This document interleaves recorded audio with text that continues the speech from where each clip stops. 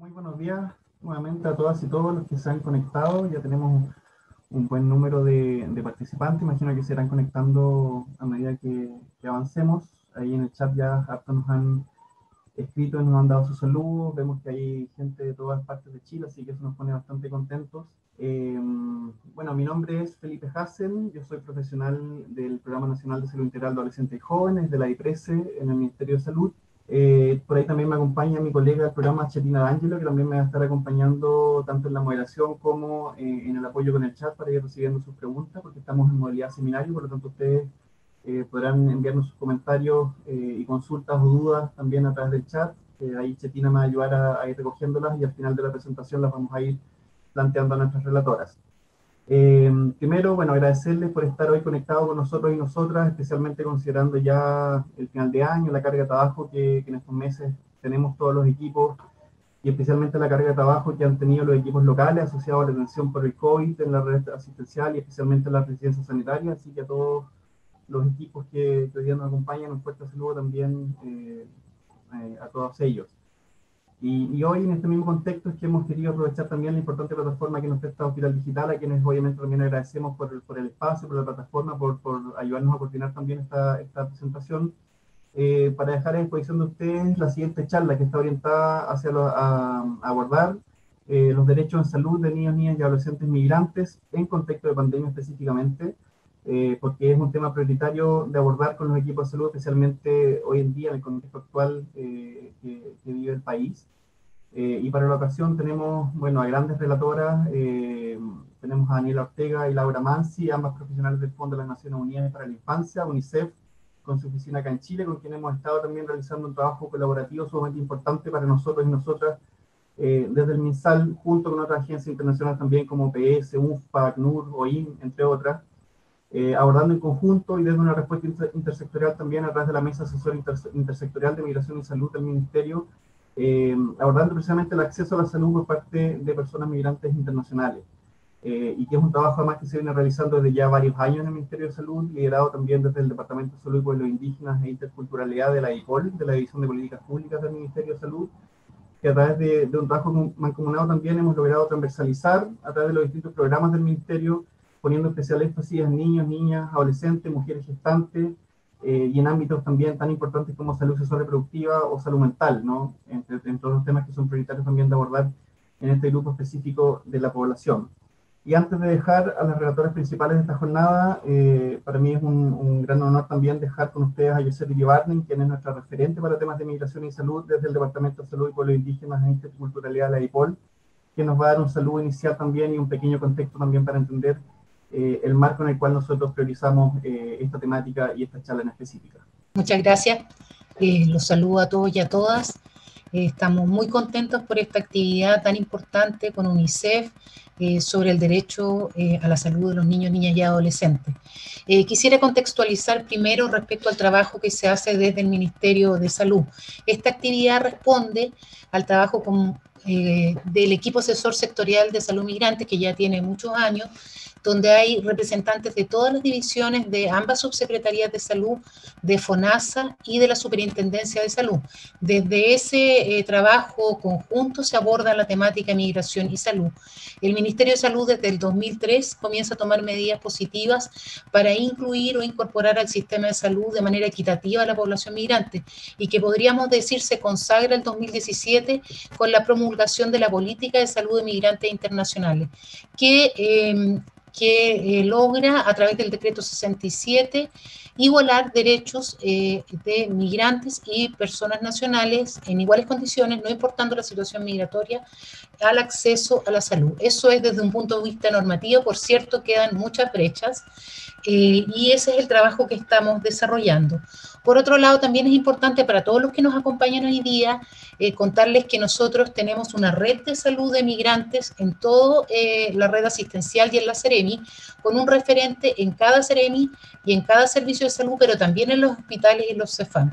Es importante esto porque a veces hay casos que no podemos resolver y estas son personas que están capacitadas en términos tanto de derechos de las personas migrantes como de interculturalidad.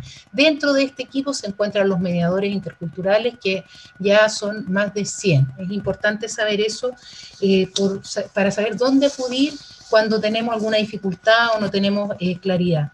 Respecto a esta actividad en particular, contextualizarla, es una respuesta, lo que hemos tratado de buscar es una respuesta integral a la realidad de lo que está ocurriendo en el norte.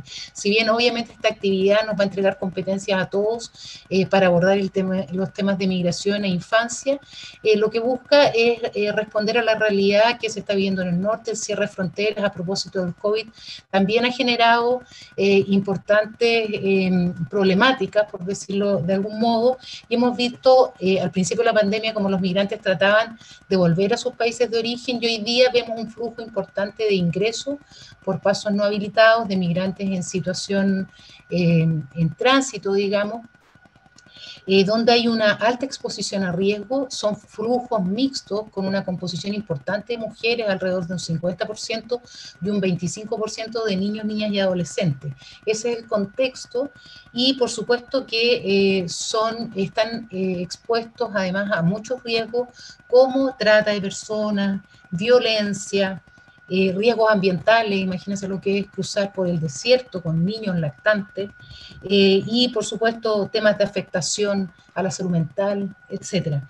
Hemos querido entonces en este contexto también poder responder a particularidades como infancia no acompañada o reunificación familiar. Son temas que como funcionarios de salud nos hemos enfrentado y necesitamos competencias, saber de estándares internacionales para poder responder de la mejor forma a esta población que, bueno, tiene necesidades particulares, especialmente aquellos que se encuentran en situación irregular, porque entonces todo se agudiza, la vulnerabilidad y también la exposición a riesgo.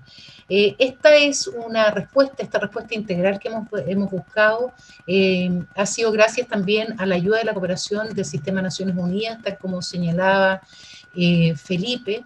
Hemos llegado como a un proyecto de colaboración. Esta es la primera actividad pública. Estamos trabajando con ACNUR, OPS, UNFA, UNICEF, espero que no se me escape nadie, y lo que hemos tratado de hacer para el norte, como bien digo, esta actividad nos va a servir a todos, pero la actividad en el norte incluye una serie de acciones como entrega de kits de dignidad, la realización de una encuesta, difusión de derechos, duplas sanitarias para fortalecer la atención a estas personas, y capacitación, una línea de capacitación que incluye niños, niñas y adolescentes. Luego vamos a ver temas de género y también sensibilidad sensibilización en derechos humanos y migración con OIM. Sin más, contextualizando lo que esto, agradezco nuevamente a Daniela que nos acompaña hoy día. Los dejo para que den esta exposición que no tengo duda que va a ser un aporte enorme para nuestro trabajo. Muchas gracias. Muchas gracias, Josep.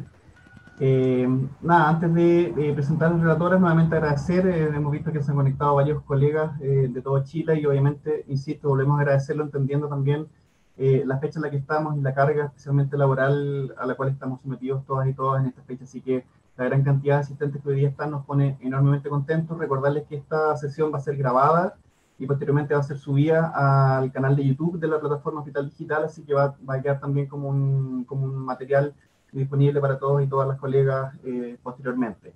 Recordar también, antes de presentar a las relatoras, que por favor vayan comentándonos, haciéndonos sus preguntas, sus comentarios a través del chat. Mi colega Chetina Ángelo, que también que es del programa de salud integral adolescente y jóvenes, me va a estar ayudando ahí, recogiendo algunas preguntas para posteriormente entregárselas a las relatoras al final de sus presentaciones. Sin más, entonces, dejo con ustedes a Daniela Ortega y Laura Mancini, ambas profesionales del Fondo de las Naciones Unidas para la Infancia, UNICEF Chile, quienes nos van a dar la relatoría sobre derechos de salud de niños, niñas y adolescentes migrantes en contexto pandemia. Hola, buenos días a todos y a todas. Primero quisiera agradecer la invitación del Ministerio de Salud, porque evidentemente en los últimos años ha habido un aumento sostenido de la migración en nuestro país. Y de ese aumento, un porcentaje importante corresponde a niños, niñas y adolescentes. Hoy día vamos a presentar con Laura Mansi un panorama general de lo que corresponde a la migración. Vamos a hacer una bajada específica en salud, pero dadas las dificultades que efectivamente hemos visto en la zona norte, queremos presentarles un panorama general para luego aterrizar específicamente en los temas de salud. Así que sin más dejo a Laura para que empiece su presentación. Hola, buenos días a todos y a todas. Me parecía relevante partir con un contexto sobre qué son los derechos humanos entonces.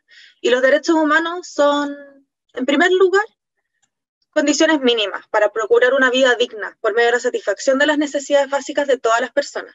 Y por otra parte son también jurídicos, en tanto son valores fundamentales que están vinculados a la dignidad, la libertad y la igualdad de las personas, los cuales son todos exigibles en todo momento. Y eso es algo, esa idea de que son exigibles en todo momento por todas las personas, a la que vamos a ir dando vueltas durante toda la presentación. Los derechos humanos hay tres principios que tienen que ver con la dignidad humana, la libertad y la igualdad. La dignidad tiene que ver con la necesidad de la persona de ser respetada en su integridad física, moral, emocional, estableciéndose como una meta del desarrollo pleno de cada uno. La dignidad implica además una garantía negativa, es decir, que ninguna persona puede ser objeto de ofensas, humillaciones o cualquier otro daño físico-moral. Es decir, no solamente aquello que se nos protege como hacia arriba, sino que tampoco es una garantía también de situaciones negativas. Además, respecto de la libertad, se entiende no solamente como la libertad física de poder movernos libremente, sino como la posibilidad de que cada persona desarrolle su vida conforme a sus valores y deseos personales, incluyendo en esto el desarrollo de una ideología, opinión acerca de los acontecimientos que lo rodean y afectan, profesar una religión.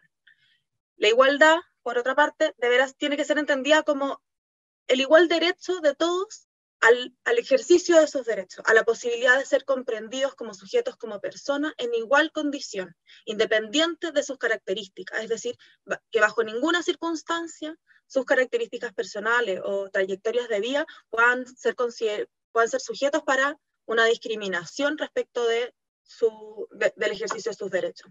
Los derechos humanos son inherentes a todas las personas, y eso significa que en el fondo, independiente de, como yo decía, mis características son un derecho, tengo el derecho a poder ejercerlo en plenitud, y nada debiese poder limitar ese ejercicio. Y por lo tanto, entonces, como les decía, los derechos implican ciertos pisos para que efectivamente sean un derecho, para que efectivamente consideremos que las personas están siendo reconocidas como un sujeto de derechos. Significa que, por una parte, son inherentes, es decir, son de todas las personas, sin distinción de ningún tipo. Además, son universales. Estos derechos rigen para todas las personas en todas las partes del mundo, en cualquier contexto.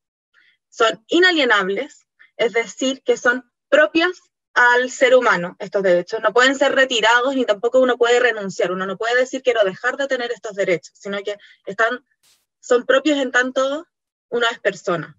Además, son inviolables. Ninguna persona, y menos una autoridad, puede actuar en contra de estos derechos. Por el contrario, tenemos que promover que puedan ser ejercidos.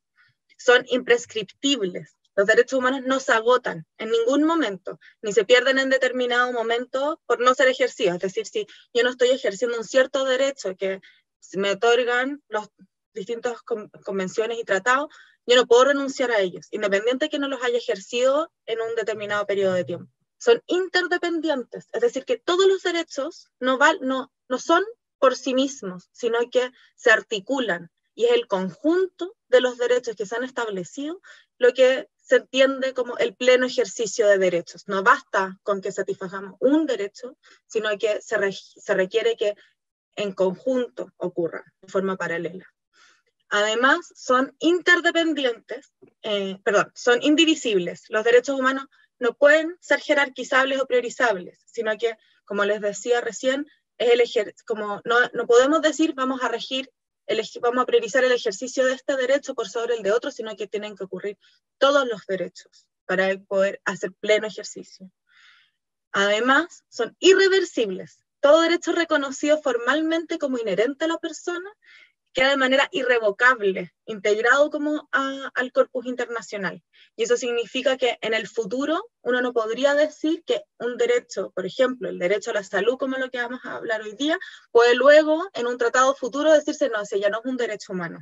Y por último, son progresivos, se refiere como al carácter evolutivo de los derechos humanos y implica la posibilidad de que la categoría se pueda ir expandiendo en el futuro. Es decir, como lo que existe hoy día no necesariamente es el techo, sino que van ocurriendo como son los pisos. Y esos contenidos asociados a los derechos se pueden ir ampliando en los distintos momentos. Y particularmente, asociado pensando que hoy día vamos a hablar de la niñez, tenemos que entender que los derechos de la niñez están expresados en la Convención sobre los Derechos del Niño, que fue escrita y luego ratificada por Chile. Chile la ratifica en 1990. Y la Convención es un tratado internacional que reconoce los derechos humanos de todos los niños y niñas. Esto es súper importante, el de todos los niños y niñas, a pesar que dice derechos del niño, entendidos como toda persona hasta los 18 años. La Convención establece en el derecho internacional que los estados partes, es decir, todos los estados que ratifican la Convención, es decir, Chile, por ejemplo, tienen la obligación de asegurar que todos los niños y niñas, sin discriminación de ningún tipo, se beneficien de las medidas especiales de protección y apoyo, tengan acceso a servicios de educación, de salud, que puedan desarrollar su personalidad, sus potenciales y talentos, hasta el máximo de su potencial, que crezcan en un ambiente cariñoso y comprensivo, sean informados y participen de manera activa, accesible para sus capacidades en el ejercicio de sus derechos. La Convención es el tratado internacional que es más ampliamente ratificado de todos los tratados en derechos humanos. Actualmente 192 países son estados parte.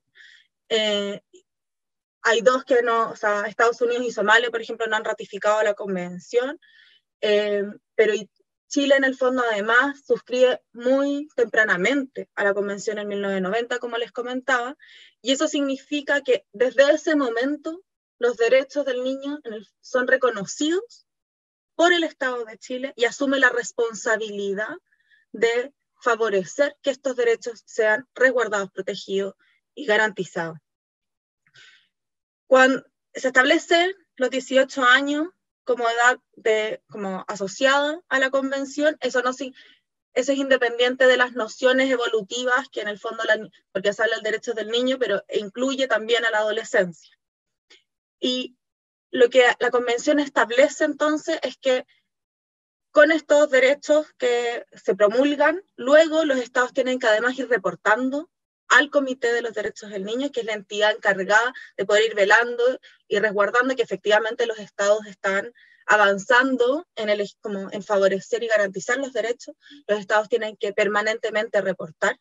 O sea, es un reporte que además el Estado y las entidades de gobierno reportan al comité, y el comité luego genera observaciones en función de las brechas y los avances que se han establecido entre un reporte y el siguiente.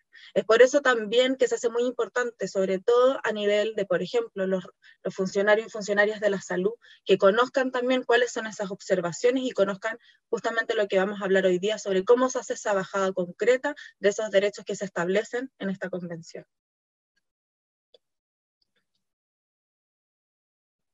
Veamos algunas definiciones para entender un poco, para tener un marco común en relación a qué es lo que se entiende por determinados grupos migratorios que es importante tener presente. Primero están los refugiados. Los refugiados son personas que se encuentran fuera de su país de origen, pero basados en determinadas situaciones, persecución, conflicto, violencia generalizada. Y en general cualquier circunstancia que haya perturbado gravemente el orden público. Y por lo tanto, en vista de todas estas circunstancias, requieren de una protección internacional. Por su parte, migrante es cualquier persona que vive en el extranjero por más de un año, independientemente de los motivos y de la forma en que migró, si es regular o irregular, por medios legales o por medios ilegales. Desplazado es una persona que se ha visto obligada a abandonar su hogar o su residencia habitual en el marco de un fenómeno conocido como la migración forzosa. Desastres naturales, suelen ser el clásico ejemplo. Conflictos a veces generan desplazamientos, pero no necesariamente la gravedad de refugiados. Y por último están la gente que solicita asilo, que son aquellas personas que solicitan refugio, pero a quienes todavía no se ha reconocido dicha categoría. Estos son en grandes grupos, cuáles son las diferencias dentro de los grupos migratorios en el mundo. Pero me gustaría contarles cuál es la situación de los niños y niñas y adolescentes en Chile. Nosotros realizamos el año pasado un estudio exploratorio sobre el acceso de derecho a niños, niñas y adolescentes. Y queríamos contarle un poco cuál es la situación en la que se encuentran y qué es lo que encontramos en ese informe. En el informe pudimos ver que el 54% de las familias llega a Chile sin sus hijos y sus hijas. Esto supone que en el fondo el proceso migratorio para los niños empieza mucho antes con la partida de sus padres y madres, o ambos. Y entonces, la mayoría de los niños que llegan a Chile vienen en reunificación familiar. De esos, el 10% llega con personas que son cercanas a la familia, pero que no son su padre y su madre. Y el resto llega con uno de los dos padres y un grupo muy pequeño viene no acompañado. Esto fue hasta el año pasado. Por otra parte, cuando uno piensa en cuál es la situación en que se encuentran, resulta que el 42% se encuentra con su situación migratoria regularizada, pero un 50% se encontraba haciendo trámites para regularizar su situación y un 7% estaba en situación migratoria irregular. Lo que nos muestra que hay un porcentaje amplísimo de niños que aún no tienen residencia en Chile. Por otra parte, y este es un dato no del estudio, sino que es un dato de la encuesta CACEN, el 31,9% de los niños migrantes vive en Chile en una situación de pobreza multidimensional. Esto nos da una idea sobre cuál es la situación de vulnerabilidad en la que se encuentran los niños en Chile. Y esto se explica, además, y esto se aplica a otro tipo de derechos. Por ejemplo, el 36,3%, el 36,6%, 3% de los niños viven en una situación de hacinamiento en Chile. Luego, el 70% accede a educación municipal, el 22% solamente a una educación subvencionada y un 1% a la educación particular pagada. Y en materia de salud, el 25% de los niños no tiene previsión versus el 2% de los niños y niñas chilenos. Como ven, la situación en general de privación de derechos es bastante amplia. Si uno piensa cuál ha sido la respuesta del Estado en Chile para estas situaciones. En general, en Chile se garantiza un derecho a la visa temporal con independencia de la situación migratoria del padre, madre o cuidador. Esto es un avance bastante significativo en relación a las otras prácticas que hay en la región. Además, esta visa es de carácter gratuito, lo que tiene es otro avance significativo más. El derecho a la educación está también garantizado con independencia de la situación migratoria de los niños. Se puede obtener incluso sin RUT del padre o apoderado y se hace mediante la solicitud de un identificador provisorio escolar. Este IP da acceso además a la alimentación en el contexto escolar, textos, seguro y pase escolar. Y en materia de salud, en Chile también se garantiza a todos los niños, niñas y adolescentes acceso a todas las prestaciones de salud con independencia de su situación migratoria. Y también esto incorpora el acceso a las prestaciones del programa Chile Crece Contigo para aquellos menores de 9 años. En este caso también es necesario la solicitud de un identificador provisorio para poder acceder a todas las prestaciones. Finalmente, y este es como yo diría que el punto donde sí existen restricciones, tiene que ver con los demás subsidios que se otorgan por parte del Estado, que están sujetos a que el jefe del hogar, en donde residan los niños, tenga RUT. Y con eso les permite acceder a los beneficios que se entregan en el registro social de hogares. Es decir, pese a encontrarse en situación migratoria regular, muchos niños no tienen acceso a prestaciones de ayuda del Estado, que en el tiempo de COVID ha sido particularmente serio, porque básicamente se encuentran en una situación migratoria irregular y por lo tanto no acceden a los beneficios del servicio del registro social de hogares. Veamos qué ha pasado en el COVID, y esto es como un análisis regional que hemos tenido en UNICEF, como viendo cuáles han sido los temas principales durante el COVID. El COVID ha significado que muchas personas se muden a otros países o que tengan que hacerlo de manera voluntaria o forzada, y otros que tengan que unos quieren salir y otros quieren volver a sus países de origen. Lo vimos aquí al inicio que había efectivamente un grupo bastante grande que quería volver a sus familias de origen debido a la precariedad en la que estaban viviendo en Chile y las condiciones que habían dado el COVID. Esto, si se suma al cierre de la frontera, ha incrementado de manera sustancial los cruces por lugares no habilitados. En el fondo, o en los casos que eso no ha ocurrido, se han encontrado varados en las zonas fronterizas. Los cierres de estas fronteras también han exacerbado la separación familiar, dificultando en el fondo la reunificación. Como veíamos anteriormente, la migración suele ser que el padre o madre viaja primero y luego viajan los niños a reunificarse. Con las fronteras cerradas durante este año, ese proceso de reunificación ha sido extremadamente difícil.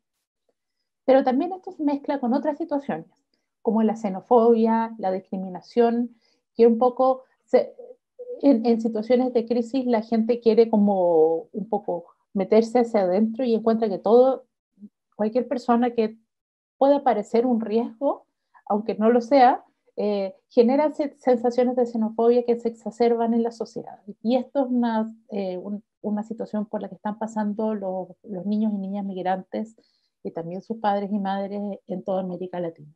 Pero también los servicios estatales que normalmente ayudaban a tener regularización migratoria, acceso a refugio y registro de nacimiento, producto del COVID, se han visto paralizados, porque en el fondo todo el funcionamiento del aparato estatal se ha ralentizado pensando en la dificultad de acceder a los puestos de trabajo, ¿no? Entonces, pero esto ha significado que muchos de los procesos de regularización se han visto gravemente afectados. Y esto no es particularmente propio de los niños migrantes, es en relación a todos, pero también afecta a los niños migrantes, es el aumento de la violencia. El aumento de la violencia durante estos meses ha sido documentado por varias instituciones. Y el tema es qué pasa con aquellos niños migrantes que son los que se encuentran en peores condiciones, por lo tanto pueden ser objeto de mayores niveles de violencia aún que los niños que se encuentran en mejor situación. Y finalmente, que es lo que comentaba anteriormente, las poblaciones migrantes se han visto excluidas de las respuestas oficiales estatales debido particularmente a su situación migratoria irregular. Entonces, como vemos, este es el panorama que existe actualmente. Yo creo que la mayoría de estas cosas son aplicables a Chile, están basadas en un contexto regional, pero creo que si uno mira los hechos y cómo calza la situación que existe hoy día, vemos que hay plena coincidencia con lo que está ocurriendo. Ahora vamos a conversar sobre cuáles son estos principios fundamentales, pensando justamente en la protección de la niña, de forma más específica. Volviendo a lo que se establece en la Convención sobre los Derechos del Niño, se plantean 4 principios fundamentales, que luego además vamos a ver otros principios que se añaden asociados a poblaciones prioritarias, como es la población migrante. Estos principios en el marco jurídico, es en el marco como del sistema jurídico basado en el reconocimiento de los derechos que se establecen. En el fondo es para poder comprender además el cómo y en función de qué hay que construir políticas, programas y planes que permitan el efectivo ejercicio de los derechos y reconozcan a la niñez como sujetos de derechos. Lo primero es el interés superior del niño. Este principio obliga a todos los garantes de derechos a analizar cada toma de decisión que pueda afectar la vida de un niño en función de su mejor interés, en el cual si no es otra cosa que el pleno ejercicio de sus derechos. Cuando hablamos además de que obliga a todos los garantes de derecho, no se refiere solamente al Estado, sino que se refiere a todas las personas que tienen algún rol en el ejercicio de derechos de los niños. En el caso de ustedes, por ejemplo, los funcionarios de salud son un garante de derechos. Las madres, los padres, quienes ejercen cuidado. El interés superior abarca todas las decisiones de la vida, no está limitado a ciertos ámbitos que, por ejemplo, afectan directamente la vida de los niños, sino que refiere al conjunto de la experiencia de la vida de los niños. Significa que cada vez que se toma una decisión que los involucre, se debe evaluar cómo esa decisión les impacta. No se debe hacer caso omiso a cómo esa decisión afecta a sus vidas. Sobre el derecho a la vida, a la supervivencia y el desarrollo, este derecho se instala a la vez como un principio que también es un objetivo. En tanto, por una parte es un objetivo que los niños y las niñas puedan efectivamente desarrollarse al máximo de su potencial, que puedan tener una vida digna, como hablábamos anteriormente. Y a la base de este principio existe la noción de que los niños y niñas traen consigo este potencial de desarrollo y que son las características de sus contextos de la vida los que proporcionan y facilitan, por tanto, o limitan la expresión de ese potencial. No es que los niños en sí mismos tengan como limitaciones necesariamente, sino que es el contexto el que favorece o dificulta también que puedan ejecutar ese potencial. Por lo tanto, lo que se tiene que hacer para efectivamente ejecutar el principio del derecho a la vida, la supervivencia y el desarrollo es garantizar que los niños y las niñas tengan acceso a todos aquellos servicios, planes y programas que les permitan efectivamente desarrollar sus características, que les permitan expresarlas, y que además sean acordes a su edad, a su madurez, a su desarrollo evolutivo. Pensando que entonces entendemos que dos niños de una misma edad pueden tener trayectorias de vida que requieren, por tanto, de apoyos distintos para poder hacer efectivo como su desarrollo. Es importante entonces que cuando pensamos en el derecho al desarrollo, a la supervivencia de la vida, estemos pensando permanentemente en la individualidad de los sujetos y entender que no es suficiente generar planes que son normalizantes, es decir, que es para todas las personas igual, sino que en efecto puedan ser como respetuosos de esas características individuales. Sobre el derecho a la participación, que es el derecho a ser oído y a participar en el fondo, es un derecho y un principio de la Convención, en donde se señala que todos los niños deberán formarse su propio juicio y expresar su opinión libremente, especificando que los derechos a la libertad de expresión incluirá la libertad de buscar, recibir y difundir información e ideas de todo tipo, sin consideraciones de frontera.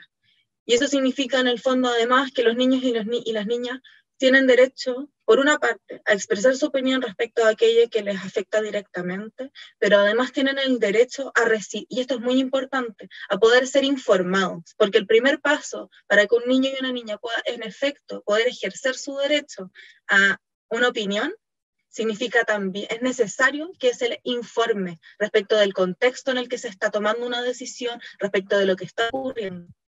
No podemos exigirle a las personas que simplemente comenten sin que haya un contexto que favorezca que eso ocurra, sin que además los niños y las niñas tengan pleno conocimiento sobre cómo se considera su opinión. El derecho a la participación implica también una transparencia para los niños por parte del mundo adulto sobre los mecanismos en donde es considerada su opinión, las limitaciones de esa consideración, porque puede ocurrir que un niño o una niña desee algo y su opinión sea una cosa, pero también en función de su interés superior se deba tomar otra decisión. Y eso tiene que ser comunicado. Es importante porque si no lo que ocurre es que se diluye y se pierde el deseo también de poder posteriormente continuar participando. La posibilidad además, la participación permite también la construcción de luego la participación cívica y participación, interés de participar en otras instancias a lo largo de la vida. Y por último, el principio de la no discriminación, como hemos dicho en otros momentos, anteriormente en la presentación, tiene que ver con el principio de la igualdad que se establece a nivel de los derechos humanos, y que todas las personas tienen derecho a ser tratados con dignidad, que tienen los mismos derechos independientes de sus características personales, y que además eso significa que tenemos que hacer todo lo posible para que aquellas situaciones que pueden poner a una persona en una situación de desventaja para el ejercicio de sus derechos, mitiguemos y tomemos acciones suficientes para que no sean sus características lo que les limite el pleno ejercicio. Eso significa, entonces se aumenta la responsabilidad que tenemos todas las personas garantes de derechos para que los niños y las niñas puedan hacer pleno ejercicio. No basta simplemente con decir que no discriminamos, sino que es necesario tomar acciones remediales para poder responder y resguardar el ejercicio de derechos de todos los niños. Y sumados a eso, luego en el contexto de la niñez migrante, y en todas las definiciones que la Dani dio antes, en el fondo, vamos a hablar como de niñez en contexto migratorio, entendiendo niños que ellos se movieron, que nacieron acá, pero sus padres son migrantes, que se movieron solos o acompañados, para entender ese conjunto como de situaciones, se habla del principio de la no devolución. Y ahora entonces vamos a hacer la traducción directa a lo que significan estos tres principios, que es lo que les mencionaba, el del interés superior, el de no discriminación y el de no devolución, para la niña es migrante, y entonces también entendía como desde el rol que ustedes ocupan. Por una parte, en el interés superior tiene tres niveles. En un nivel es que las políticas públicas, especialmente las referidas a migración, deben elaborarse en consideración del interés superior. Es decir, hay que revisar cómo diseñamos, y con políticas públicas nos referimos no solamente a la legislación, nos referimos a todos los programas, a los protocolos que elaboramos para la ejecución de un determinado programa, al cómo incluso evaluamos luego también la ejecución de esos programas. Todo tiene que estar en consideración del interés superior, si efectivamente permiten que los niños puedan plenamente ejercer sus derechos, si contribuye o incluso o eventualmente lo limita. Además de eso, tenemos que pensar que todas las decisiones deben ser tomadas en función de los casos particulares. El interés superior no es el mismo para todos los niños y niñas. El interés superior tiene que ser considerado en cada caso de manera individualizada. No podemos pensar que dos niños que vienen, incluso dos niños migrantes, pero que vienen de contextos familiares o que llegan al país en situaciones diferentes, el principio del interés superior rige de la misma manera, sus necesidades son las mismas. No, tenemos que pensar el interés superior en el caso a caso, y las definiciones médicas también tienen que ser evaluadas así. Y por último, las decisiones que afectan a los madres, padres y cuidadores principales de los niños tienen que tomar en consideración el principio del interés superior. Las decisiones que se toman en relación a los adultos afectan directamente la vida de los niños y niñas. Sobre la no discriminación es, uno, que los niños y niñas migrantes tienen que tener derecho a ejercer los mismos derechos que todos los niños y niñas con nacionalidad chilena, porque los derechos son independientes de la nacionalidad de las personas.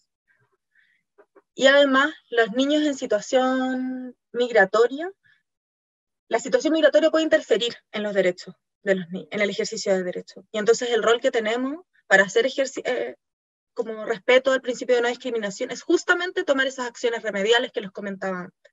Ver cómo hacemos para que, en efecto, este niño pueda ejercer sus derechos independientes de la situación migratoria en la que se encuentra. Y por último, el principio de no devolución, que es fundamental en términos de la protección y la posibilidad de construir una trayectoria de vida que permita el máximo potencial de desarrollo y que permita el bienestar, es que se prohíbe a los estados de expulsar a las personas con independencia de su situación de residencia o en materia de nacionalidad o asilo. Es decir, yo nunca puedo devolver a un niño, y por tanto también tengo que, como decíamos antes, tomar decisiones asociadas a sus adultos, cuando sé que donde estoy enviando a este niño puede haber un daño, se puede generar un daño, o va a afectar negativamente su trayectoria y su bienestar. Eso es fundamental.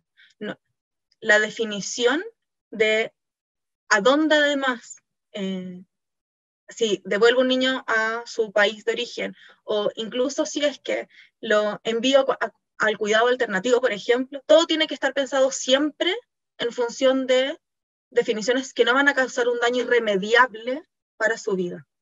Veamos ahora cuáles son los estándares internacionales que se han desarrollado precisamente, o sea, exclusivamente para niños que se encuentran en situación de movilidad. En términos generales, existen ciertos estándares básicos para niños que se encuentran en contexto de movilidad. Estos son varios, vamos a profundizar sobre algunos, pero básicamente tiene que ver la primacía de los niños sobre las políticas migratorias. Quiere decir que en el fondo siempre hay una colisión entre las políticas migratorias o el enfoque de una política migratoria con una política de protección de la niñez. Y lo que se pide es que lo que prime entre ambas sea una política de protección de la niñez. También se pide que se apliquen todas las normas y principios de niños, niñas, adolescentes a los niños migrantes. En esto se piensa que es realmente indispensable el rol de los sistemas de protección integral de la niñez y de la adolescencia. En Chile no existe un sistema de protección integral, que está actualmente está tramitándose en el Congreso.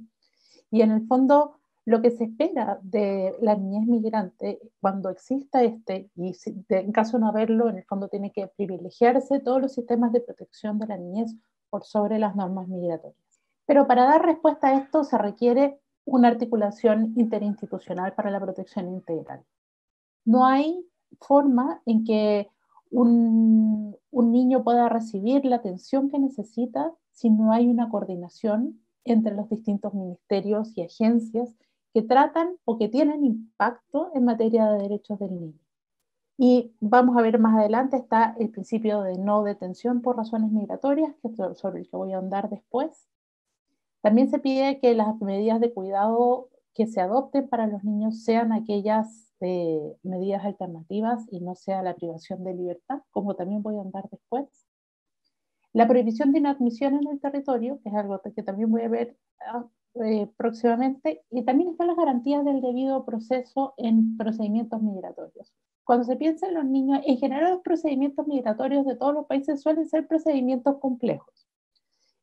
Son varios los países que han sido, de hecho, sancionados por tribunales internacionales, básicamente porque sus normas de migración no respetan las normas del debido proceso. Y en Chile también ha habido un gran debate en relación a cuáles son las normas de debido proceso que deben de regir para los migrantes. En el caso de los niños, lo que se pide es que haya estas garantías especiales para niños dentro de los procedimientos y de preferencia quien lleve estos procedimientos de protección sean las autoridades encargadas de la niñez que tienen práctica con esos procedimientos y garantías de debido proceso y no sean las autoridades migratorias.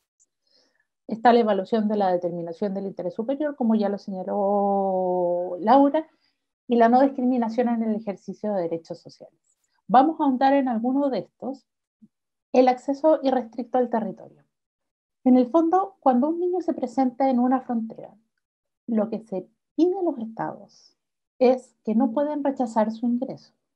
Cada vez que se presenta un niño, venga acompañado, es decir, con su papá y su mamá, no acompañado, que venga solo, o separado, es decir, que venga con un adulto, pero que no es su padre o madre, que son las tres posibilidades de ingreso para los niños a un territorio, el Estado no puede rechazar su ingreso. ¿Por qué? Porque en el fondo lo que se pide es que se haga una entrevista inicial, como vamos a ver después, para determinar si existen motivos para tener obligaciones de protección internacional. Por eso la Corte Interamericana ha establecido en reiteradas ocasiones, y también el Comité de los Derechos del Niño, que es necesario que todos los niños puedan acceder al territorio. Pero ojo, que eso no es como acceder al territorio de forma como... Esta no es una norma migratoria, es una norma de protección. Entonces, por lo tanto, el acceso al territorio es para tener una entrevista donde puedan analizarse cuáles son las condiciones y cuáles son las necesidades de protección de ese niño. Pero el otro elemento que considera es que los niños tienen que acceder no importa si tienen documentos o no. Hay muchas situaciones donde los niños no cuentan con documentos. Esto puede ser porque en el país de origen no los entregan, que es el caso, por ejemplo, de los niños venezolanos que llegan a Chile solamente con un certificado de nacimiento. Porque en Venezuela no se está emitiendo pasaporte y en términos generales no se otorgaba antes de los 9 años. Entonces muchos de los niños que están llegando no tienen. Pero también hay otras miles de posibilidades que hacer, que se hayan perdido en el camino. Que se los hayan robado, o sea, que se los haya retenido a algún adulto que haya abusado de ellos. Todas esas condiciones sugieren más bien una obligación de protección internacional. Por eso es necesario que los niños puedan acceder a los territorios cualquiera sea la documentación con la que cuenten. Y un poco lo que les contaba es acceder a qué, es acceso a protección internacional. Lo que se pide en el fondo es que los estados tomen medidas a través de una evaluación inicial con garantías de seguridad y privacidad para los niños. Y en este caso se puede evaluar qué tipo de medidas necesitan los niños. Esto puede ser desde que ingrese al país y se quede en el país, pero también puede significar que de acuerdo a su interés superior, la decisión sea enviarlo a un tercer país o también a su país de origen. Lo importante es que esa decisión se considere luego de una ponderación de su interés superior. Pero veamos algunas circunstancias que han establecido los órganos internacionales en relación al riesgo. Primero, se pide que se evalúe su seguridad personal. ¿Cuáles son los riesgos de explotación, abuso en los que se puede encontrar? Pero también es cierto, y es lo que nos ha pasado mucho en el país en el último año o en los últimos 2 años, son las condiciones socioeconómicas. Los niños que están llegando a Chile llegan en condiciones socioeconómicas muy precarias, que necesitan efectivamente una respuesta por parte del Estado de forma integral. También hay otros indicadores como discapacidad, orientación sexual y de género, que requieren medidas de protección especial en caso de que un niño en la frontera tenga cualquiera de estas condiciones. Las opiniones del niño son de crucial importancia a la hora de determinar cuáles son los riesgos en los que se encuentra el niño, también como la opinión de las personas que los atienden. También es importante verificar la integración del país en el país de acogida del niño y el periodo de ausencia en su país de origen. Porque si un niño ha pasado muchos años lejos de su país de origen, lo más probable es que ese niño no tenga ningún vínculo con ese país.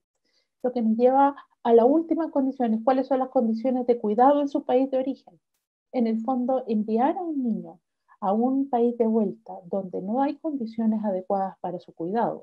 Esto considera, entre otras, acceso a la educación, acceso a la salud y acceso a un nivel adecuado de vida. Es súper complejo de realizar y en el fondo vulnera las normas internacionales. Y por otra parte, y esto si uno lo piensa bien, es súper vinculado a lo que contábamos anteriormente. En Chile los niños llegan a reunificarse con sus familias, en su mayoría. Y en el fondo está el principio de unidad y no separación. ¿Y esto qué significa? En términos generales, significa que el Estado debe abstenerse de tomar cualquier medida que provoque una separación de la familia. Pero no solamente eso, se le pide que intervenga de forma activa para buscar la reunificación familiar. Ahora, esta decisión, si el niño debe o no reunirse con su familia, tiene que basarse en una evaluación sólida del interés superior.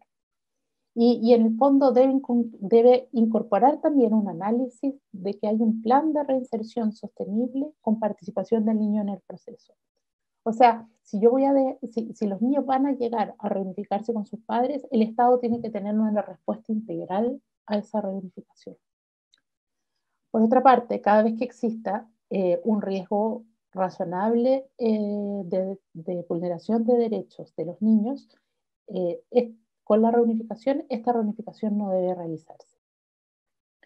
Y finalmente, los estados deben preparar procedimientos efectivos y accesibles a la reunificación familiar, que permitan a los niños hacer este proceso de manera regular. En el fondo, todas las normas restrictivas que impiden la reunificación de los niños con sus familias, lo que hacen es incentivar el paso de los niños por pasos no habilitados o ingresos de forma irregular. Y lo que se quiere es que los niños entren de la mejor forma posible. En el fondo, que haya una migración segura y ordenada de los niños que vengan a reunificarse con los padres.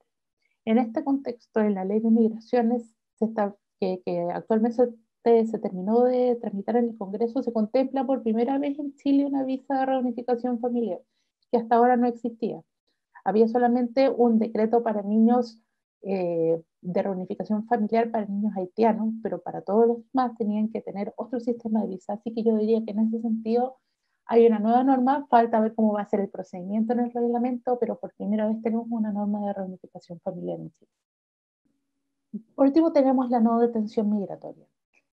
Las normas internacionales son clarísimas en establecer que nunca puede detenerse a los niños por razones relacionadas con su situación migratoria o con la de sus padres. Ahora, el término detención migratoria ha permitido un cierto espacio para que los estados entiendan que a veces no es detención, sino que es protección, o a veces hay legislación administrativa y otras veces hay legislación penal. Entonces ha sido como súper complicado establecer un estándar único. Por eso lo que han señalado los comités de derechos del niño es que para tales efectos se ocupa la norma de privación de libertad del protocolo facultativo de la Convención contra la Tortura. Y básicamente es cualquier detención, encarcelamiento o custodia de una persona por una orden judicial, administrativa o cualquier otra autoridad pública en una institución pública o privada de la cual no pueda salir libremente. Entonces, en el fondo, lo que debe velarse es que la condición migratoria de los niños no suponga por ejemplo, una internación en Sename cuando no hay suficientes elementos que justifiquen dicha internación. Y en esto lo que se pide es que se privilegien medios comunitarios de cuidado, que se busquen a los familiares activamente, que si hay un familiar en Chile, si no es su papá o su mamá, puede ser su abuela que se puede hacer cargo. Y en el fondo lo que debe primar aquí es la no internación de los niños. Por otra parte está el derecho a la identidad. Como veíamos, muchos de los niños llegan a Chile sin documentos, que es un riesgo. Pero básicamente con los documentos que lleguen, el estándar requiere que los documentos disponibles con los que lleguen deben considerarse auténticos, salvo prueba en contrario. Entonces, y en esto debe tenerse en cuenta las declaraciones de los niños, de sus padres, debe privilegiarse las entrevistas en caso de falta de documentos. Y solo a falta de todos estos, a falta de unas respuestas claras en la entrevista, o que de la entrevista salgan dudas respecto del vínculo de los niños con los adultos que los acompañan, puede recurrirse a una prueba de ADN. Pero es una medida residual, luego de haber agotado todos los otros medios, documental y entrevista. Pero también se le pide a los estados adoptar todas las medidas necesarias para que los niños sean inscritos inmediatamente en el registro civil, tan pronto ingresan a los países. Y si son hijos de extranjeros que nacen acá, que se tomen todas las medidas para conceder la nacionalidad a los niños nacidos en el territorio, para evitar situaciones de apatridia. Esto significa que son niños que carecen de nacionalidad en un estado. Ahora vamos a hablar específicamente sobre el derecho a la salud. El derecho a la salud en la Convención se establece de la siguiente manera. Los niños tienen derecho a disfrutar del más alto nivel posible de salud y tener acceso a servicios médicos y de rehabilitación con especial énfasis en aquellos relacionados a la atención primaria de salud, los cuidados preventivos y la disminución de la mortalidad infantil. Es obligación del Estado tomar las medidas necesarias orientadas a la abolición de las prácticas tradicionales perjudiciales para la salud del niño. El derecho a la salud está estrechamente vinculado con el ejercicio de todos los otros derechos humanos y depende de esos derechos que se enuncian en la Carta Internacional, en particular el derecho a la alimentación, a la vivienda, al trabajo, a la educación, la dignidad humana, la vida de las personas, la posibilidad de vivirse de forma digna, de forma libre y en igualdad de condiciones, está directamente relacionado con cómo se ejerce y con la posibilidad de hacer ejercicio del derecho a la salud. El ejercicio efectivo de este derecho requiere de la interacción entre los profesionales de la salud, los padres o responsables de los niños se estructure de acuerdo a este paradigma jurídico, que lo que exige es la implementación de dispositivos que garanticen sus derechos de acceso a los servicios de atención, de recibir información, que tengan la posibilidad de expresar su voluntad y de que sean debidamente atendidos en un marco de confidencialidad. Es decir, que en el contexto, por ejemplo, la situación de niños migrantes, debiesen regir y deben regir los mismos criterios asociados a las posibilidades de atención, de resguardo de la información, de la privacidad, que rigen para cualquier otro niño en el país. Los Estados partes reconocen el derecho del niño al disfrute del más alto posible nivel de salud y a servicios para el tratamiento de las enfermedades y de rehabilitación. Los Estados partes se esfuerzan por asegurar que un niño no sea privado de este derecho. Es decir, tienen que tomar todas las medidas, no solamente todas las medidas para que exista la posibilidad de que esté el servicio, pero que además, cuando ese servicio está, que los niños puedan hacer uso de ese servicio, porque no basta con que estén ahí. Además, los Estados partes aseguran la plena aplicación, en particular y con especial énfasis, asociado a la reducción de la mortalidad infantil, asegurar prestaciones de asistencia médica y atención sanitaria, que sea para todos los niños, haciendo hincapié, y esto es muy importante, haciendo hincapié en las atenciones primarias de salud. No solamente a nivel de la especialización, sino pensando además en la relevancia de la promoción y prevención de la salud física y emocional. Además, se debe asegurar la asistencia a las prestaciones de salud. Ello para combatir enfermedades, así también como situaciones de malnutrición. Es importante que en este contexto el derecho a la salud, en la situación de niños migrantes, dado que el Estado tiene que asumir la responsabilidad de poder resguardar que los niños que vienen en tránsito o que posiblemente se desconoce sus trayectorias de salud previa, los equipos de salud hagan un ejercicio activo para poder conocer dichas trayectorias sin vulnerar o sin hacer énfasis en situaciones negativas muchas veces, sino simplemente para poder dar una buena prestación y asegurar que las necesidades de esos niños y niñas y de sus familias estén cubiertas, es necesario poder conocer y poder reforzar dichas atenciones. Hay diferentes observaciones sobre el derecho a la salud. Esta primera refiere y que tiene que ver con la situación a nivel de las familias migrantes, y luego vamos a ver una específicamente vinculada de la convención del comité, que es sobre los niños y niñas. Como les decía, hay dos mínimos asociados al ejercicio de la salud. Uno es la disponibilidad, que significa que estén los servicios, que exista como la posibilidad, al menos por escrito o de infraestructura, de que está la posibilidad de ejercer ese derecho a acceder a ese servicio, a esa prestación, pero eso no es suficiente, porque lo siguiente tiene que ver con el acceso. Uno puede tener la infraestructura, puede tener el personal, pero puede ser que el acceso esté entorpecido. Y el acceso entonces tenemos que, por una parte, fijarnos en que no hayan ejercicios discriminatorios en el acceso, que la situación migratoria de los niños y niñas no interfiera en la posibilidad de acceder al servicio de salud. Cuando hablamos de no discriminar, significa, por ejemplo, tener a disposición traducción de los textos escritos que hay en el consultorio, que sea posible generar mecanismos de comunicación con aquellas familias que no hablan español.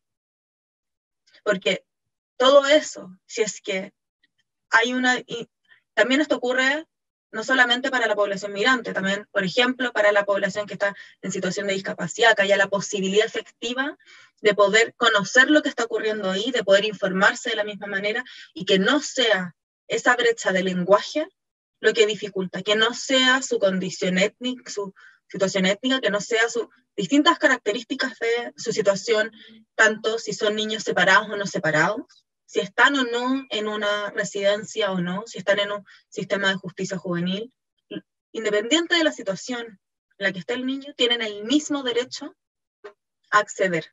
Y eso es algo que tenemos que estar permanentemente mirando en nuestros espacios. El otro tiene que ver con la accesibilidad física, sobre si es efectivamente posible llegar al lugar en donde está ese servicio de salud, en este caso.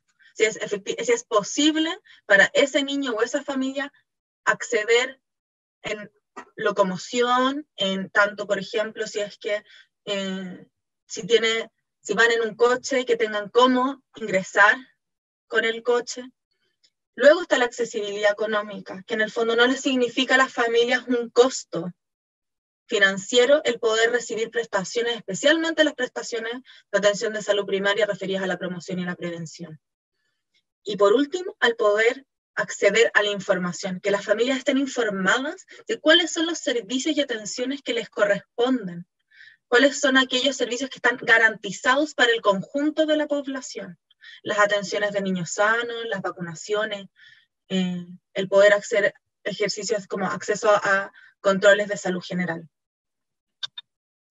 Y luego, la observación número 23 del Comité de los Derechos del Niño hace un énfasis en que todos los niños y niñas, adolescentes, migrantes, son titulares de sus derechos.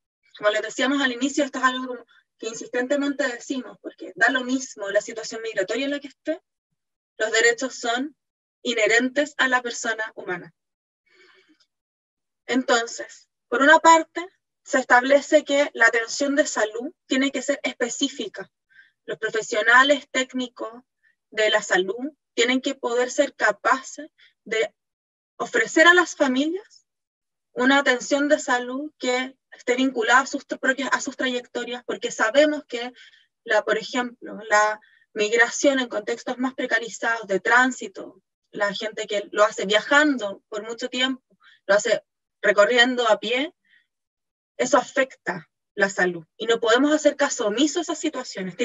Ese contexto en el que se encuentra la familia tiene que ser considerado. No puede ser evaluado de la misma manera a alguien que no está enfrentado a ese contexto. Porque además ahí también podemos ver potencialidades de las familias, recursos asociados a cómo han logrado continuar promoviendo su salud a pesar de esa situación. Luego tenemos que el acceso a todas las atenciones de salud para toda la población. Es decir, toda la población que vive en este territorio tiene que poder tener acceso, como les decía antes, independiente de su situación. Luego, los estados deben contar con planes, políticas y estrategias nacionales para hacer frente a las necesidades de los niños y niñas migrantes. Aquí el énfasis que hace el comité es que no basta con que se realicen acciones particulares cuando llega un niño o niña a una atención de salud.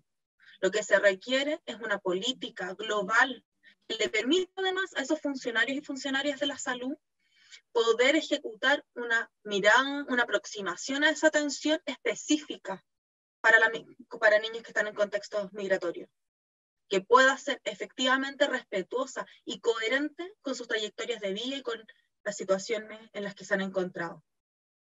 Y por último, las políticas de acceso a servicios de salud para adultos afectan el derecho de los niños a ejercer la salud. Si una familia, el madre, padre o cuidadores principales, ven su derecho al ejercicio de la salud dificultado por diversos motivos, por actos de discriminación en el momento de vincularse al sistema, porque fue ineficiente la atención que recibieron, porque no tuvieron la posibilidad, por ejemplo, de comunicar por brechas de lenguaje, lo más probable es que esos niños no puedan ejercer su derecho a la salud. Entonces, no podemos simplemente estar mirando al niño, sino que tenemos que estar mirando a los niños y niñas en su contexto. Tenemos que estar atentos a la situación de quienes cuidan a estos niños para que la vinculación con la institucionalidad sea global, porque además la situación en la que se encuentran esos cuidadores, como hemos dicho antes, afecta directamente sus vidas. Y los equipos de salud, la institucionalidad de la salud, como decía antes también, es una puerta de entrada al ejercicio de múltiples otros derechos, porque tienen la posibilidad ahí de identificar otras necesidades que no necesariamente tienen que ver con las prestaciones que pueda atender, como generar salud, pero sí que puedan articularse con otros espacios. Cuando una familia se ve impedida o se ve afectada en su posibilidad de vincularse con la institución, eso además muchas veces se generaliza y dejan de vincularse con las institucionalidades en general. Y eso afecta directamente la posibilidad de esos niños y niñas que habitan en ese contexto a poder no solamente a la salud, sino muchas veces a muchas otras prestaciones y servicios disponibles para ellos y ellas. Por último, ya terminando, hablar específicamente de qué significa el rol del personal de salud en este contexto. Por eso los énfasis que son relevantes para nosotras, que queden con ustedes en este proceso. Por una parte, está el desafío de permanentemente informar. Tiene que haber un ejercicio activo, no solamente de responder a preguntas, sino de poder generar mecanismos en que las personas, sin tener que preguntar, puedan acceder a la información, porque ya la posibilidad de preguntar puede generar una brecha en el acceso. Entonces es importante que los funcionarios y las funcionarias de salud, profesionales y técnicos y administrativos, puedan estar permanentemente pensando en qué otras acciones se pueden realizar para que la familia y los niños, porque además es eso, es adultos y niños, puedan conocer qué es lo que está pasando, cuáles son las atenciones a las que tienen acceso. Es importante que la información esté disponible, no solamente que no esté disponible en un lenguaje técnico, sino que en un lenguaje que cualquier persona podría entender, especialmente entendiendo que las primeras aproximaciones a un sistema de salud, especialmente como el de Chile, puede ser muy difícil de entender para una persona que viene de otro contexto. Entonces es importante poder hacer una traducción de los procesos en distintos idiomas también, comprendiendo los idiomas en función del territorio en el que están. No todos los territorios tienen las mismas caracterizaciones de población migrante, y eso también es algo que hay que considerar. No es que en todos los territorios tenga que estar todo en 5 idiomas, sino que poder conocer a la población en la que estoy y en función de eso generar mecanismos para informar. Y además también tener la posibilidad de espacios de recepción de preguntas, poder estar abierto e incentivar que las personas pregunten.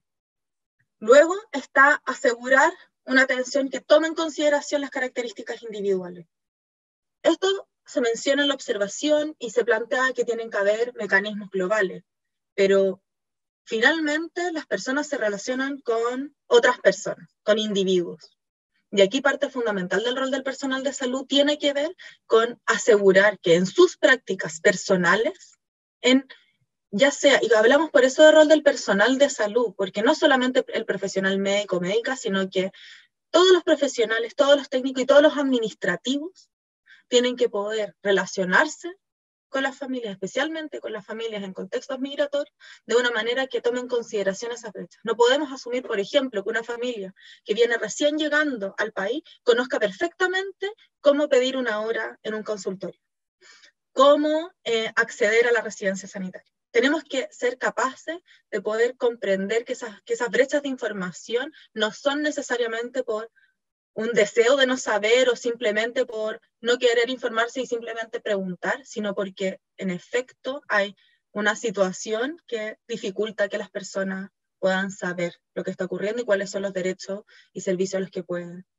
acceder en esa institución. Asegurar una atención de calidad. Es fundamental que los equipos estén permanentemente conscientes, y cuando hablamos de calidad está directamente relacionado con el principio de no discriminación, con asegurar contextos en donde las familias puedan recibir una atención que aborde el conjunto de las necesidades que tienen.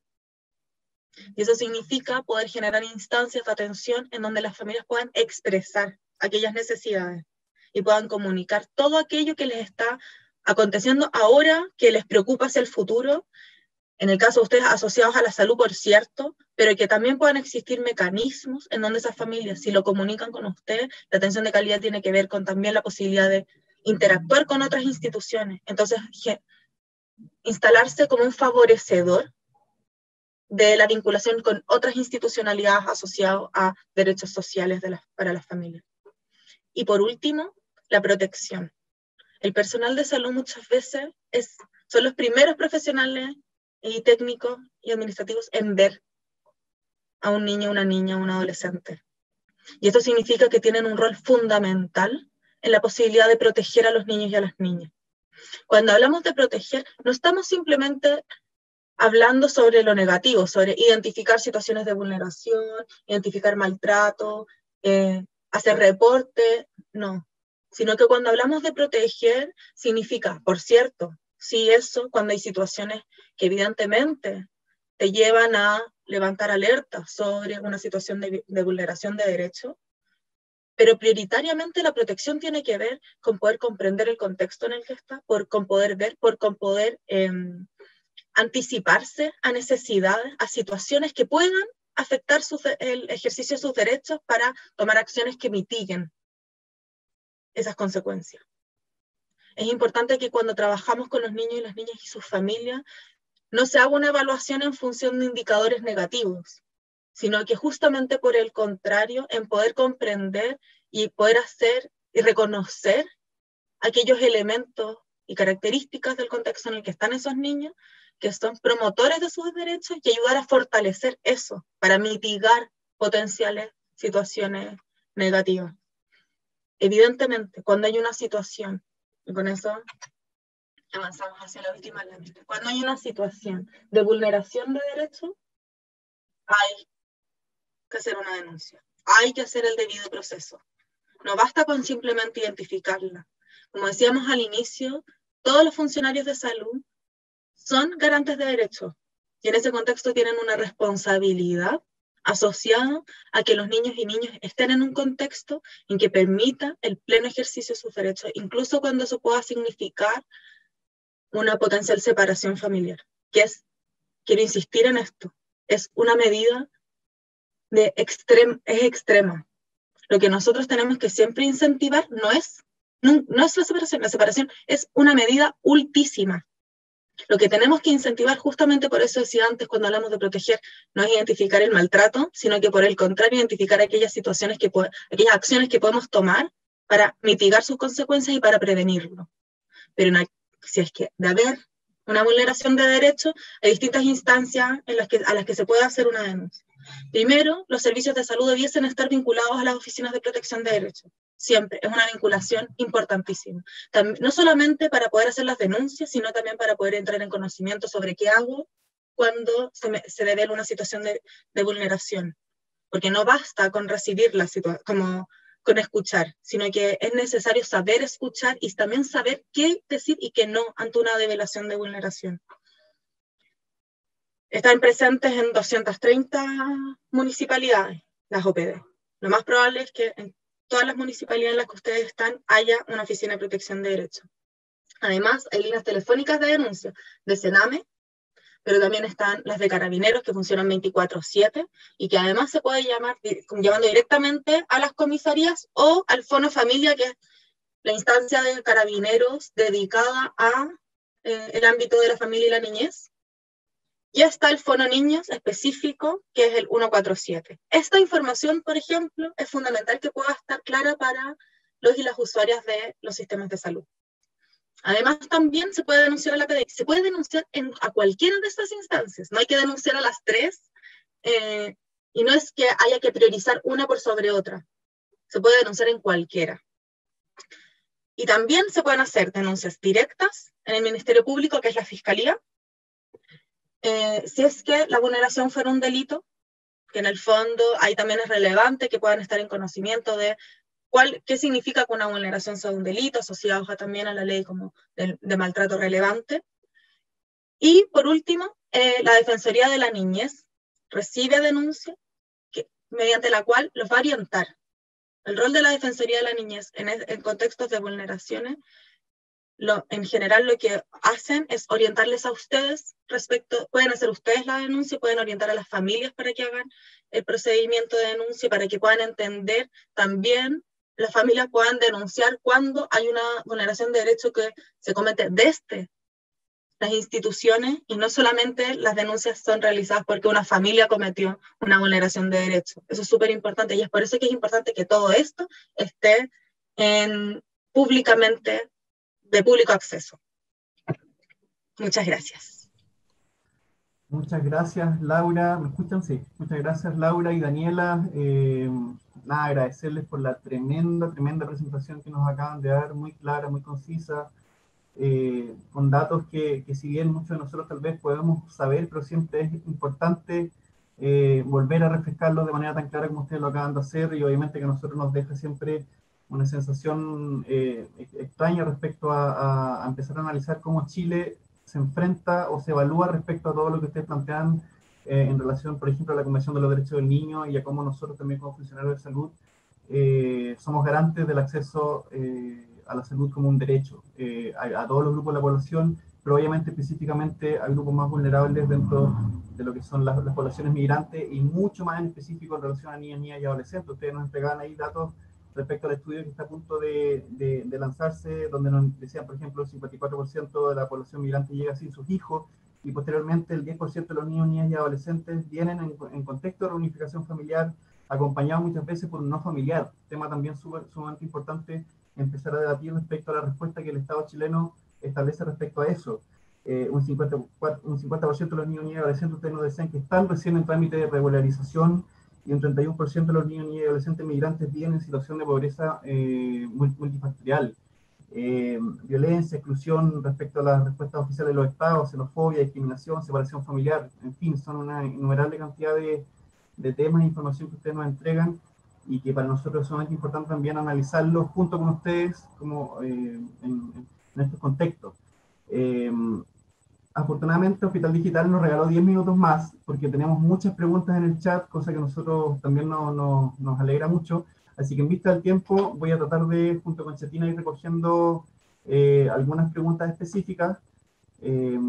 Rodrigo Quintana, por ejemplo, nos pregunta lo siguiente. Dice, buen día, en el caso del 10% de niñas que ingresan sin sus padres o madres, ¿cuál es el procedimiento a seguir durante y post cuarentena en el contexto del COVID? Para asegurar que efectivamente las personas que los acompañan son las legales, y después pregunta si debemos esperar alguna verificación. Estoy tratando de parafrasear su pregunta. Bueno, en este caso lo que yo diría primero es, si hay documentos, priman los documentos. Si hay alguna duda en relación a la identificación de los niños, yo creo que hay que pedir la intervención inmediata de los tribunales de familia. Hay que llamar al tribunal de familia del turno, plantearle la situación y esperar a la resolución del tribunal para la verificación de la identidad. No me parece, creo que esto se puede hacer como al principio cuando ingresan, para que tengan los 14 días para resolverlo, y no al final para que se queden en alguna otra parte. O sea, en el fondo que haya una especie como suerte de chequeo cuando entran, y si la identidad no está clara de los adultos o el vínculo de parentesco no lo está, recurrir inmediatamente al juez de turno de familia. Perfecto, estoy acá tratando de recoger junto con Chetina algunas otras preguntas para aprovechar el tiempo. Javier Vázquez nos pregunta a todas las panelistas, ¿existe obviamente una diferencia marcada entre refugiados y desplazados? Pregunta ella. Uno es netamente por el contexto justo iba a leer político. la misma yo. Sí. Excelente. Ya. ¿Y el otro es exclusivo de desastres naturales? Pregunta Javiera. No, la diferencia es que los desplazados suelen estar dentro de los márgenes del Estado, del territorio, son desplazados internos, y, o sea, son migrantes al interior de los estados, y los refugiados acceden a protección internacional. ¿Hay alguna discusión sobre qué pasa con aquellos migrantes, aquellos solicitantes de refugio que no tienen las categorías requeridas por la protección internacional de refugio, y para ellos normalmente pueden ser desplazados externos, está lo que se llama protección complementaria? En estos casos, en el fondo se pide que los estados que no han reconocido a alguien como refugiado no devuelvan a aquellos solicitantes que se encuentren en riesgo de su integridad personal a la vuelta de su país.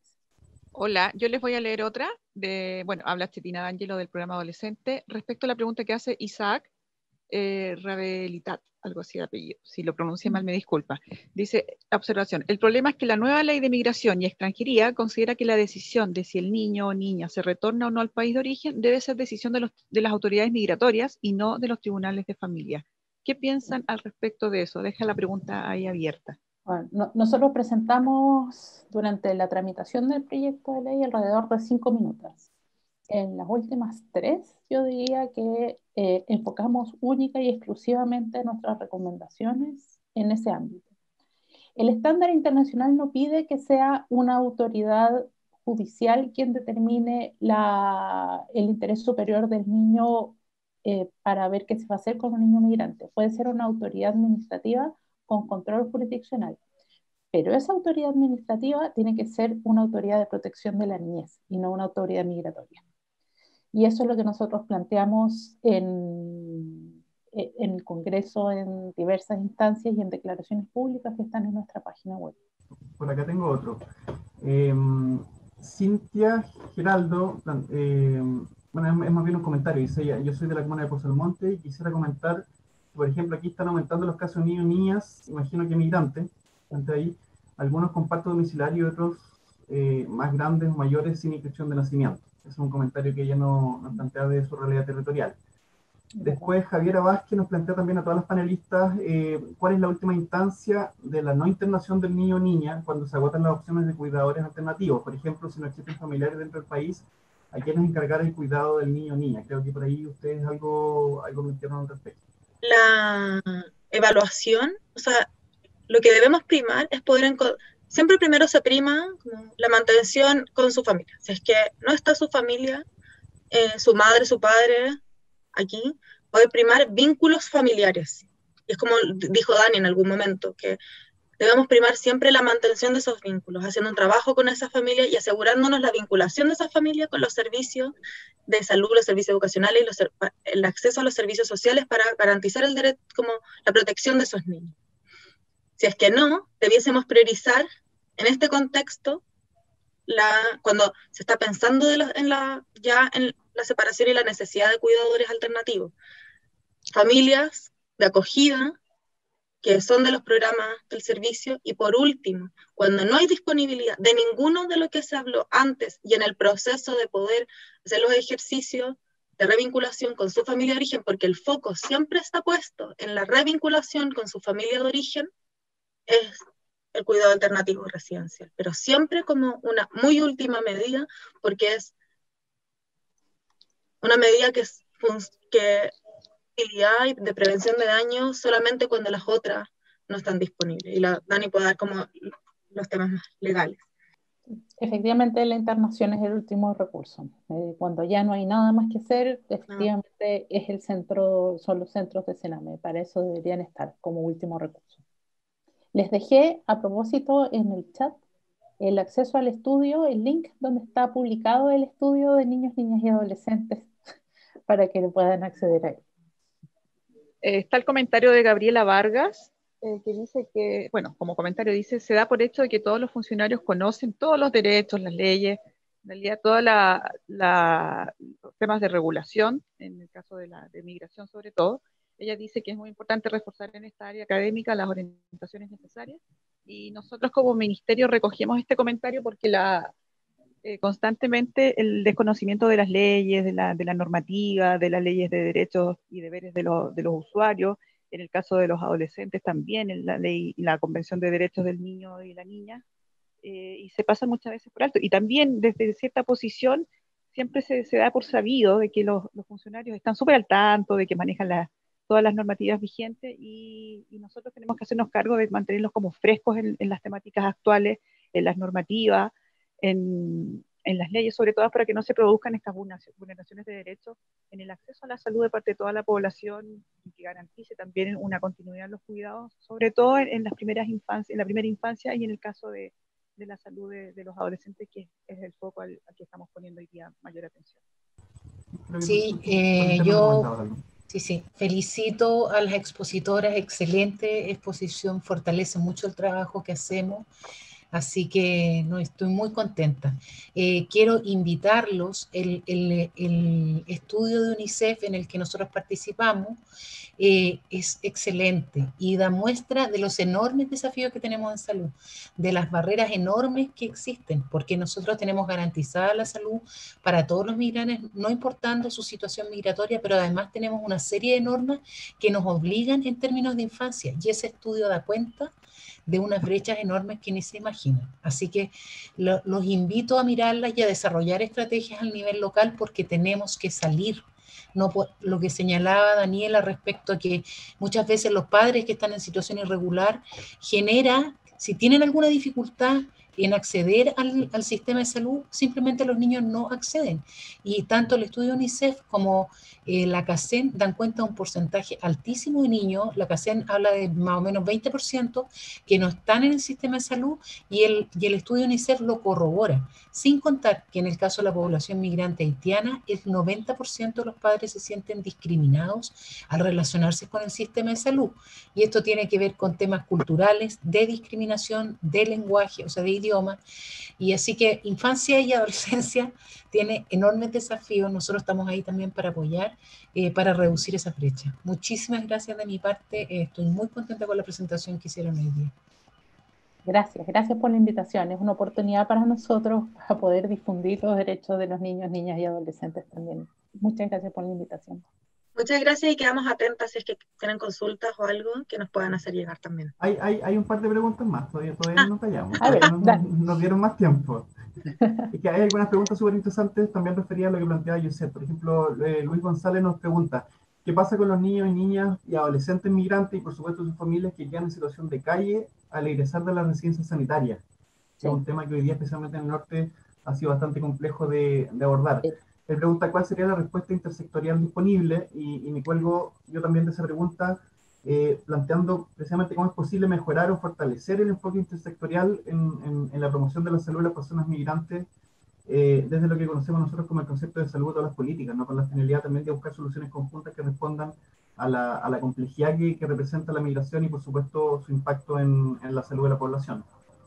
Efectivamente, yo creo que hay un problema en el norte actualmente que da cuenta de la fragilidad del sistema migratorio de nuestro país y de la falta de actualización de políticas adecuadas que puedan hacer frente a estos nuevos desafíos, porque lo que teníamos anteriormente era una migración mucho menor, entonces a lo mejor lo que teníamos antes podía dar cuenta de eso, pero actualmente con la situación que tenemos actual de migración, ni las políticas ni la ley, bueno, ahora vamos a tener una nueva ley, vamos a ver cómo opera, dan cuenta de esta complejidad. ¿Cómo se han solucionado en otros países? En relación a los niños a través de un sistema de protección integral. En el fondo, lo que tiene que ver, lo que hacen otros países como México, Ecuador, es que tienen una ruta de protección. Si un niño llega a un país y no es que solamente entra en este caso, bueno, en muchas situaciones, en el fondo lo que necesita es una intervención estatal conjunta. Normalmente son articuladas a través de los ministerios de desarrollo social, porque efectivamente lo que tú necesitas es un montón de prestaciones que te apoyen a no tener a los niños en situación de calle. Y lo que no puede pasar, y hemos visto algunos casos donde sí ha ocurrido, es que en vistas a que están en la calle y porque no puede, y muchos de ellos no pueden continuar su viaje hacia Santiago, porque es donde podrían tener redes de apoyo que les evitarían estar en la calle. Lo que no puede pasar es que esos niños terminen en centros de internación de Sename, que ha ocurrido. Porque en el fondo, este grupo migratorio, estas personas no pertenecen a un perfil de gente en situación de calle.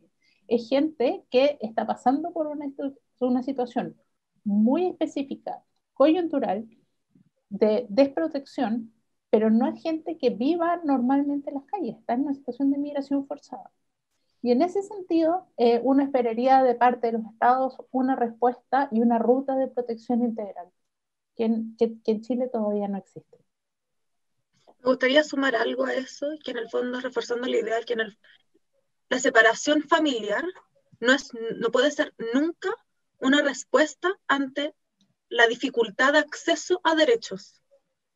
La separación familiar radica en que el contexto familiar, en ese momento en particular, no puede proteger a los niños. Pero cuando las familias migrantes quedan en situación de calle, no es porque la familia esté vulnerando los derechos de esos niños. Y eso es muy relevante tener en vista. Por eso no corresponde una separación familiar en ese contexto. La situación de calle de una población migrante que está en calle por una situación coyuntural no puede nunca. O sea, y además la situación de calle no, en ningún escenario debiese ser condición para el ingreso a una residencia, sino que por el contrario, la identificación de una situación de calle implica la responsabilidad de quienes la identifican para generar la articulación necesaria para que esas familias puedan estar en un contexto, salir de la situación de calle.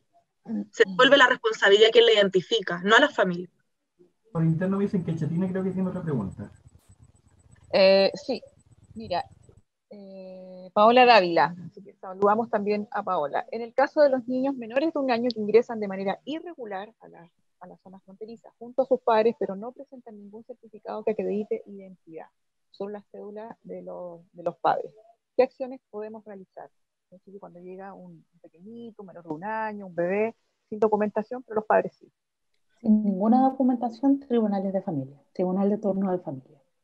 En el fondo, porque tienen que tomarse determinadas medidas, como les decía yo, si no se puede hacer una entrevista, si no hay documentos que avalen, si no hay esto, hay que ordenar una prueba de ADN. De ADN, claro. Y eso tiene que hacer un tribunal. Bueno, aparte de preguntas, hay miles de felicitaciones. Apenas terminaron ustedes, empezaron a llover las felicitaciones por la excelente presentación, por la calidad también de la información entregada, por la forma en la que la entregaron. Así que nuevamente agradecemos nosotros en nombre de todos los equipos, de todos los profesionales de salud que se han conectado, que han sido de todo Chile, incluso se han conectado algunos profesionales colegas a las residencias sanitarias, lo cual a nosotros nos alegra muchísimo y además les agradecemos a ellos entendiendo la enorme carga laboral que hoy día tienen los equipos en contexto COVID, que se hayan conectado hoy día, no refleja nada más el enorme interés que existe en los profesionales de salud, en los equipos locales, por abordar y por sensibilizarse respecto a estos temas. Así que agradecemos a los profesionales que se han conectado hoy día y por supuesto a Laura, a Daniela, a Josep también que nos ha acompañado. Les agradecemos por el enorme acompañamiento que ustedes nos han hecho también a nosotros como programa de adolescente y joven y también de infancia. Para nosotros es sumamente importante también lograr formas de sensibilización y capacitación a nuestros equipos respecto a estos temas, especialmente en niños, niñas y adolescentes migrantes o en mayor vulnerabilidad. Así que, nada, espero que este sea un primer hito para próximos encuentros. Les agradecemos, insisto, el enorme acompañamiento que nos han realizado, la enorme presentación. Recordar nuevamente que esto va a quedar alojado en el canal de YouTube de Hospital Digital, así que va a quedar como un material de consulta permanente para todas y todos a quienes les interese. Así que si no hay más preguntas, bueno, agradecerles y despedirnos y ojalá hasta una próxima oportunidad. Gracias también a mi colega Chetina, D'Angelo del programa que me apoyaba ahí con las preguntas en el chat. Muchísimas gracias, que estén muy bien. Muchas gracias. Que estén todos muy bien.